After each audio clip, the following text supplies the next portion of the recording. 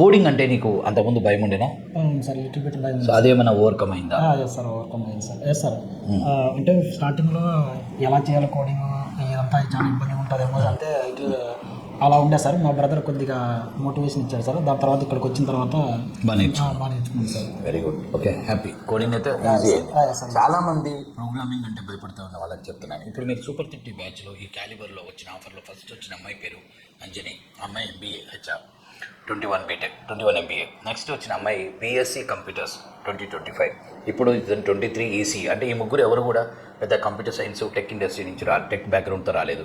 So దీన్ని బట్టి చూస్తే అంటే చాలామంది బీటెక్ కంప్యూటర్స్ చదివి ప్రోగ్రామింగ్ అంటే భయపడతారు. సో ఈ ప్రోగ్రామింగ్ అనేది మీకు అకాడమిక్లో రాకపోయి ఉండొచ్చు, మీ కాలేజీలో అది దాని విషయంలో మీరు కాన్సన్ట్రేట్ చేసి ఉండకపోవచ్చు, వాళ్ళు కాన్సన్ట్రేట్ చేసి, కానీ ఒక 4 to 5 months ఒక కరెక్ట్ ప్లేస్లో మీరు కూర్చుంటే డెఫినెట్గా ఒక నార్మల్ డిగ్రీ వాళ్ళు కూడా ప్రోగ్రామింగ్ నేర్చుకున్న ప్రోగ్రామింగ్ వైపు IT ఇండస్ట్రీలో సెటిల్ అవ్వచ్చు. ఎందుకంటే ప్రోగ్రామింగ్ వైపు ఉన్న జాబ్స్ నాన్ ప్రోగ్రామింగ్ వైపు ఉండవు, రైట్? సో అంత హ్యాపీ.